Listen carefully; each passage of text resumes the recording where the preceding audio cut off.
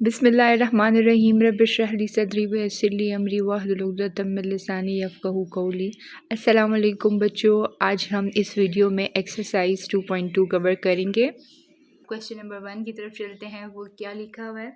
Check whether log x 7 minus x is defined for these followings।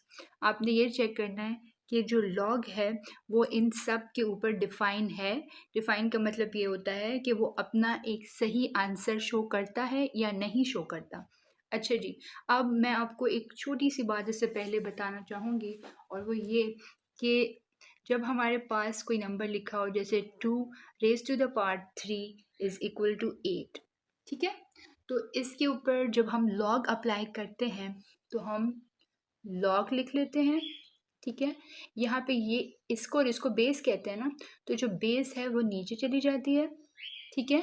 और ये जो 8 है इसको यहाँ पे लिखेंगे, और ये जो 3 है इसको यहाँ पे। इन दोनों की आपने जगह फ्लिप कर दी, 8 को इस साइड पे ले गए, 3 को इस साइड पे ले गए, ठीक है। और दूसरा क्या किया, ये जो बेस है इसको यहाँ पे लिख लिया, ठीक है। और अब नेम्स आपको पता होना चाहिए कि इसको पढ़ा कैसे जाता है। लॉग ऑफ 8 इसको क्या कहते हैं? बेस। और इसको क्या कहते हैं? एक्सपोनेंशियल, ठीक है, क्योंकि एक्सपोनेंट है ना, पावर में है, तो इसे एक्सपोनेंशियल कहेंगे, ठीक है। तो ये कुछ चीज़ें हैं, अब ये याद रखनी है। और अब हम प्रोसीड करते हैं क्वेश्चन नंबर 1 की तरफ। तो हम एज्यूम कर लेते हैं कि ये सारा जो भी है लॉग ऑफ 7 माइनस एक्स, ठीक है, ये इक्वल है y के, ठीक है। हम इसको किसके इक्वल सपोज करें? y के। अब जब हम लॉग को अरेज करेंगे, ख़त्म करेंगे, तो हमारे पास कैसी फॉर्म आ जाएगी? implies that we have a form x raised to the power y equals to 7 minus x। अगर आपको प्रॉब्लम है इसे समझने में तो इस एग्जाम्पल को देख लें कि इसे कैसे लिखा गया है, बिल्कुल वैसे ही इसे भी लिखा गया है, ठीक है। ये जो नीचे होगा इसे यहाँ पे ले आएंगे, ठीक है। जो यहाँ होगा वो पावर में यानी एक्सपोनेंशियल होगा, और इसको दूसरी साइड पे सेपरेट करके लिख लेंगे। अब हम step by step values put करेंगे, ठीक है, और फिर देखेंगे कि आंसर्स हमारे पास सेटिस्फाई होते हैं या नहीं। सबसे पहले पार्ट नंबर 1 है, हम लिख लेते हैं when x इक्वल 0, ठीक है। जब x 0 हो तो क्या सिचुएशन होगी हमारे पास? इसमें 0 पुट करें, raise to the power y आ जाएगा 7 माइनस 0। अब 0 raise to the power y और यहाँ पे 7, ठीक है। 0 की पावर y है, 0 की पावर कुछ भी हो वो 0 ही रहेगा, ठीक है। वो कभी भी इक्वल नहीं हो सकता, 7 के बराबर नहीं हो सकता। तो आप क्या लिखेंगे? नॉट डिफाइंड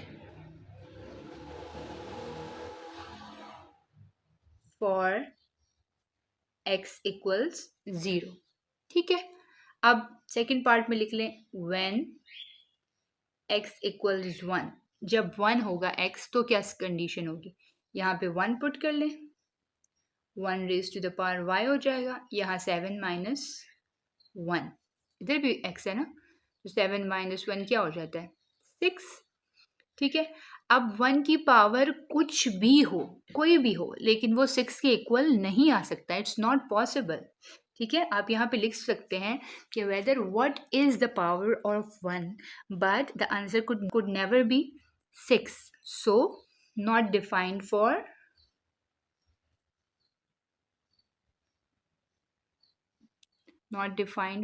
x इक्वल्स 1, ठीक हो गया।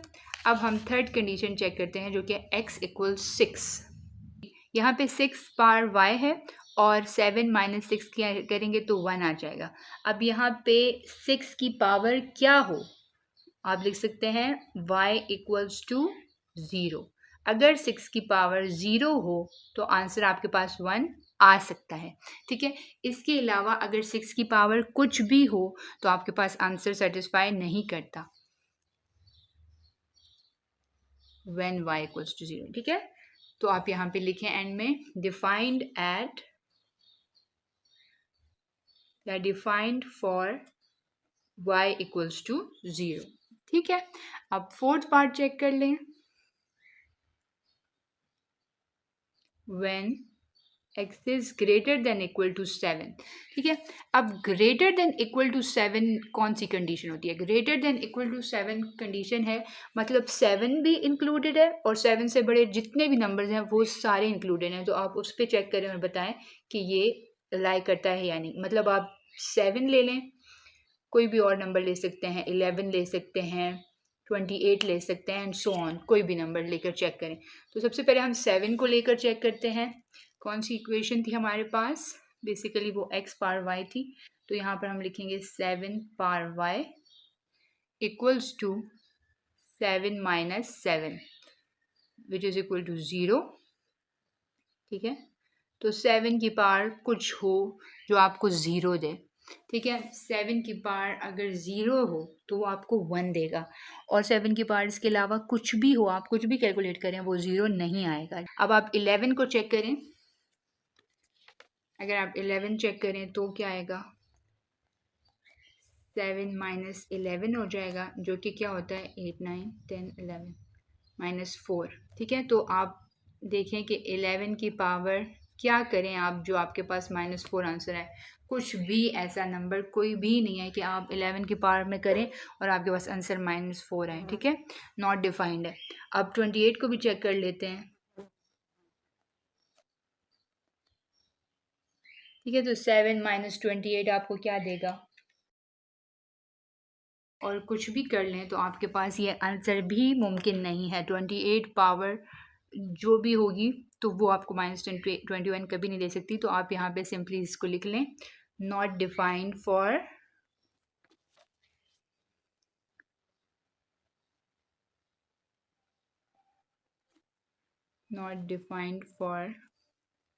x greater than equal to 7। Okay, question number 2 आपके पास है, convert the form of following equations. आपने इस क्वेश्चन में फॉर्म चेंज करनी है। मतलब अगर एक्सपोनेंशियल फॉर्म में लिखा हुआ है तो आपने लॉग फॉर्म में उसे चेंज कर देना है।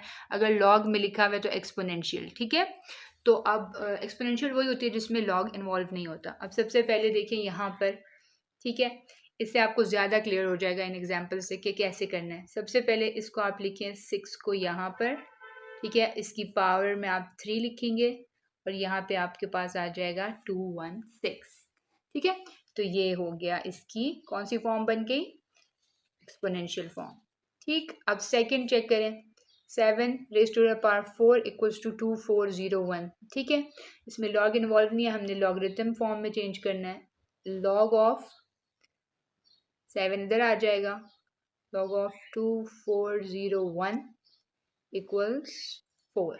ठीक है, समझ आ रहा है आपको किस अंदाज में लिख रहे हैं हम? लॉग और ये जो बेस है इसको छोटा सा करके लिख लें यहाँ पर, 240 यहाँ पे और 4 वहाँ चला जाएगा।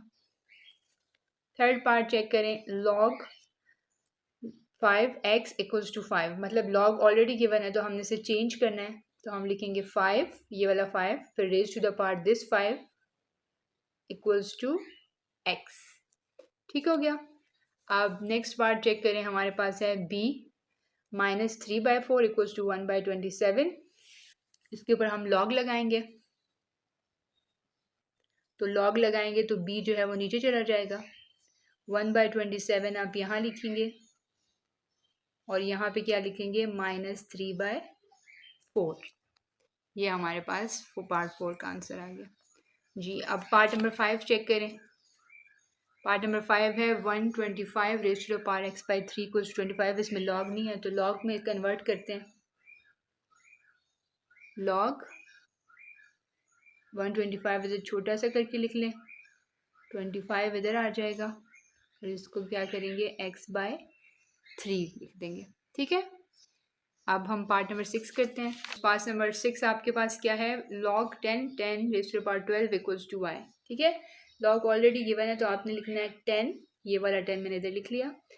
y जो है इसकी पावर में चला जाएगा और ये 10 रेज़ टू द पावर 12 यहाँ आ जाएगा। ठीक, बस इतना ही करना है काम। नेक्स्ट पार्ट चेक करें, इसमें लॉग इन्वॉल्व नहीं है तो लॉग लिखें, 256 को नीचे लिख लें, 1/64 को यहाँ लिख लें और यहाँ क्या आ जाएगा x/4। नेक्स्ट पार्ट है log 3x³ + 1 = 2। इसमें log इन्वॉल्व है, हमने log सेपरेट करना है तो यहाँ पे 3 लिख लें, रेज़ टू द पावर 2 आ जाएगा। यहाँ पे क्या आ जाएगा x³ + 1। Part number 9 log 5 2x - 3 = 1। 5 लिखें पहले, फिर रेज़ टू द पावर 1 लिखें, फिर लिखें 2x - 3। और ये जो ऊपर है इसको भी आप सिंप्लीफाई कर सकते हैं, लेकिन उन्होंने कहा नहीं कि सिंप्लीफाई करें, इसलिए हम नहीं कर रहे। ठीक है, अब नेक्स्ट आपके पास पार्ट नंबर 10 आ जाता है। पार्ट नंबर 10 है 2x + 1 = 2 पावर क्यूब। इसके ऊपर आपने लॉग लगाना है। पहले साइड फ्लिप कर लें ताकि आपको कंफ्यूजन ना हो। ठीक है, अब लॉग लगाएं, 2 नीचे आ जाएगा, 3 इधर, और यहाँ पर आपके पास क्या आ जाएगा, सॉरी इधर 3 नहीं आएगा, इधर 2x + 1 आएगा, यहाँ पे 3 आएगा। ठीक है, तो ये आपके पास पार्ट नंबर 10 भी हो गया। ठीक है, कोई प्रॉब्लम हो तो मुझे बताएं आप कमेंट सेक्शन में। ठीक है, और अगर कोई भी प्रॉब्लम नहीं है और वीडियो आपको बहुत अच्छी लगी है तो प्लीज़ मुझे आप कमेंट सेक्शन में बताएं, इनकरेजमेंट करें हमारी, और हमें जो है वो बताएं कि आपको वीडियो अच्छी लगी। ठीक है, गुड कमेंट्स करें जी। अब हमारे पास नेक्स्ट क्वेश्चन है, question number 3। Find the value of x in the following questions. ठीक है, इनमें आपने x की वैल्यू फाइंड करनी है। तो पहले आपने ज़ाहिर है लॉगरिथमिक से आपने उस एक्सपोनेंशियल में कन्वर्ट करना है, and after converting it into exponential आपने फिर वैल्यू फाइंड आउट करनी है। ठीक है, इजी है ये। सबसे पहले इसे कन्वर्ट करते हैं एक्सपोनेंशियल में। क्या होगा, x raise to the power 1 = 3। आप मैथ्स को दौड़ दौड़ के जल्दी जल्दी करने की कोशिश मत किया करें, उसमें फिर बहुत गलतियाँ होती हैं। ठीक है जी, इम्प्लाइज दैट x की वैल्यू क्या आ गई, 3। इसको मैं बॉक्स से डिनोट कर रही हूँ। यहाँ पर आपके पास है log x + 1 9 = 2। सबसे पहले इसको चेंज करें, क्या हो जाएगा x + 1। ठीक है, पावर 2 हो जाएगी, यहाँ पे क्या आ जाएगा 9। ठीक, अब इसे फर्दर आप इसको चेंज करें, क्या आ जाएगा फॉर्मूला x² + 1² + 2x = 9। ठीक है, अगर फार्मूला के बगैर करना चाहते हैं तो आप ऐसे करें, यहाँ दोनों तरफ स्क्वायर रूट लगा लें, यहाँ x + 1 हो जाएगा, यहाँ ±3 आ जाएगा। ठीक है, और आगे जी x = ±3, और ये जो 1 है ये इस साइड पे चला जाएगा तो -1 आ जाएगा। ठीक है, तो इम्प्लाइज दैट आपके पास दो वैल्यूज़ आ जाएंगी, 3 - 1 एक होगी और एक होगी -3 - 1। तो ये बराबर आ जाएगा 3 - 1 2 के, और -3 - 1 -4 के। ठीक है, तो आपके पास x की 2 वैल्यूज़ आ गई। अब यहाँ पर पुट करके देखें कि कौन सी सेटिस्फाई करी है। 2 अगर हम इसमें पुट करें तो 2 + 1 क्या होता है 3, और 3² क्या होता है 9। -4 पुट करें तो -4 + 1 क्या होता है -3, -3 का स्क्वायर क्या होता है वो भी 9 होता है। तो दोनों वैल्यूज़ एक्यूरेट है, सही है। अब आपके पास पार्ट नंबर 3 चेक करें, log 381 = x। ठीक है, सबसे पहले इसको नॉर्मल फॉर्म में 3 करें, पावर x हो जाएगी, यहाँ पे 81 आ जाएगा। सबसे पहले तो ये स्टेप करें, उसके बाद क्या करें जी, उसके बाद आप ऐसे करें कि आपकी बेस सेम हो जाए। तो हमें पता है 81 को हम लिख सकते हैं ना 3 × 3 × 3, 3 3 ज़र क्या होता है 9, और 9 3 ज़र क्या होता है 81, ऐसे हो सकता है। तो मतलब 3 टाइम्स 3 को हमने लिखा है, तो ये क्या है 1 2 3, 3 का क्या बन गया क्यूब। ठीक है, तो जब बेसिस सेम होती हैं तो हम फिर पावर्स को कंपेयर कर सकते हैं। तो यहाँ से हमारे पास x = क्या आ गया 3।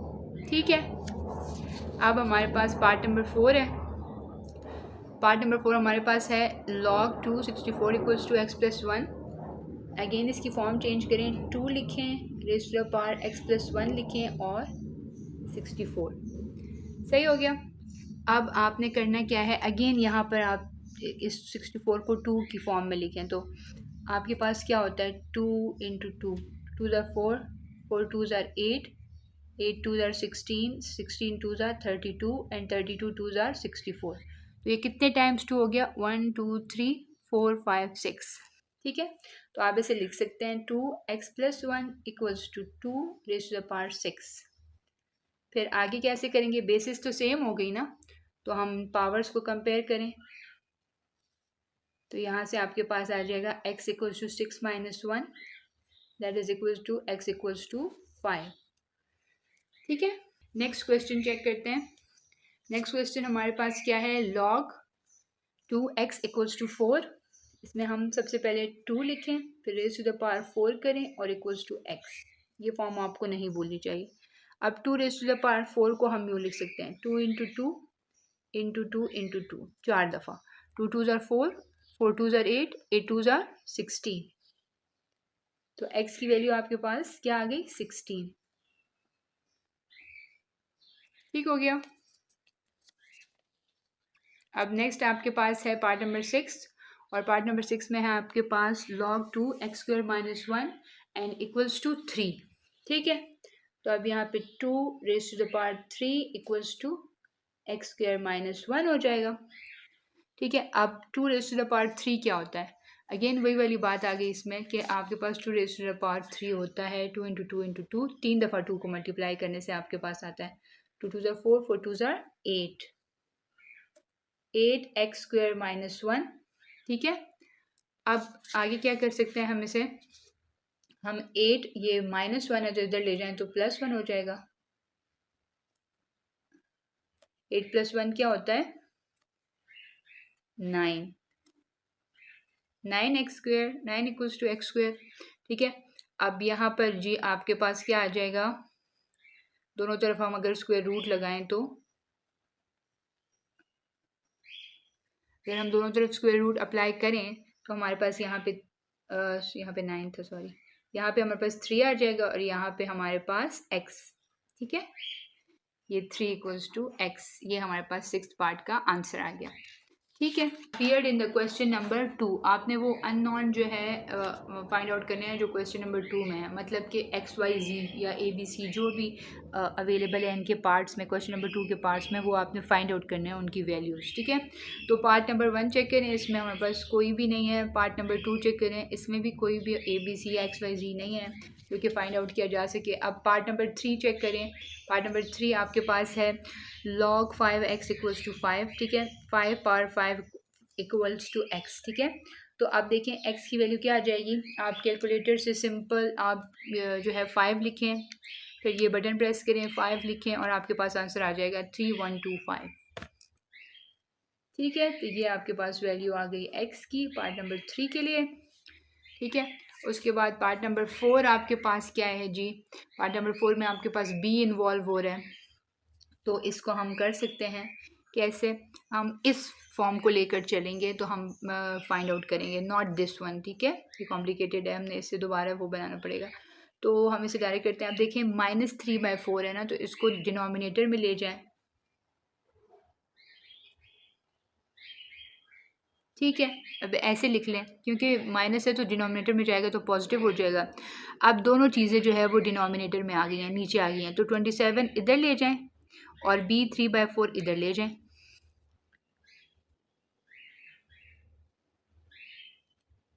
ठीक हो गया।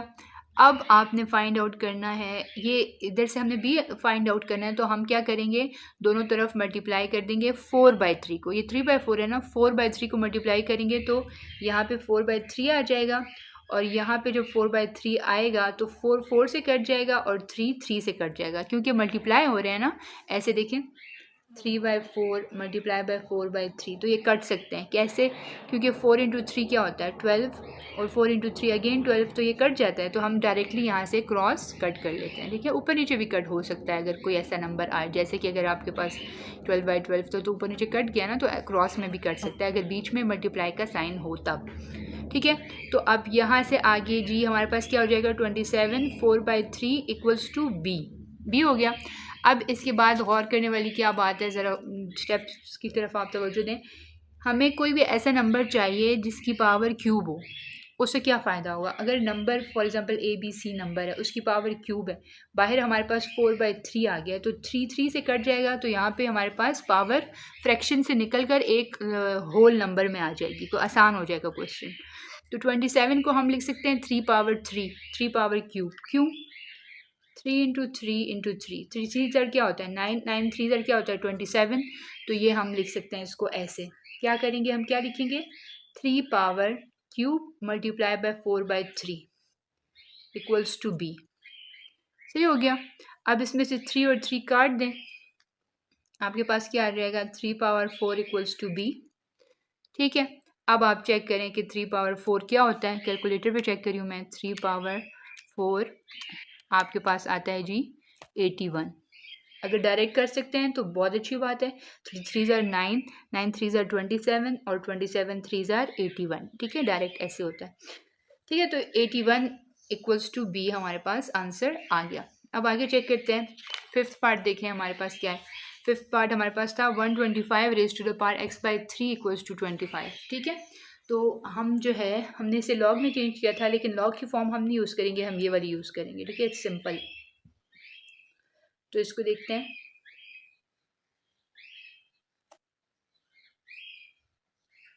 अच्छा, इसके लिए क्या किया जाए? इसके लिए आपने फिर अगेन ऐसा नंबर चूज़ करना है जिसकी पावर क्यूब आए, तो वो 3 और 3 कट जाएगा। तो 5 इंटू 5 आपको 125 देता है, तो हम लिख लेंगे 5 cube whole power x/3 equals to 25। फिर 5 क्यूब x/3, 3 3 से कट जाएगा। ठीक है, और आपके पास क्या बच जाएगा जी? 5 raise to the power x। अब यहाँ 5 raise to the power x आ गया, तो यहाँ पे भी बेस सेम होनी चाहिए, क्योंकि यहाँ पे 25 है, तो हम इसे लिख सकते हैं 5 स्क्वायर, क्योंकि 5 इंटू 5 क्या होता है? 25 होता है ना, तो 5 स्क्वायर लिख लें। अब बेसिस सेम हो गई हैं, तो आप इसके जो पावर्स हैं उनको कंपेयर कर सकते हैं। ठीक है, जो कि आपके पास क्या आएगा? x equals to 2 as an answer. ठीक है, फिफ्थ पार्ट भी हो गया। अब हम चलते हैं सिक्स पार्ट की तरफ। पार्ट नंबर 6 में जो हमारे पास वेरिएबल है जो हमने फाइंड आउट करना है वो क्या है? y। ठीक है, तो आप देखें यहाँ पर दोनों बेसिस सेम है। ठीक है, सो सिंपल। तो आपके पास y इक्वल्स टू 12 इसका आंसर है। नेक्स्ट पार्ट है हमारे पास पार्ट नंबर 7। इसमें देखें ये फॉर्म थी और हमने ये चेंज कर लिया था, लेकिन अभी हमने चूंकि x फाइंड करना है तो हम ये यूज़ करेंगे विदाउट लॉग जो है। ठीक है, ये वाली फॉर्म। अब हमें कोई भी ऐसा नंबर चाहिए जिसकी पावर 4 बने।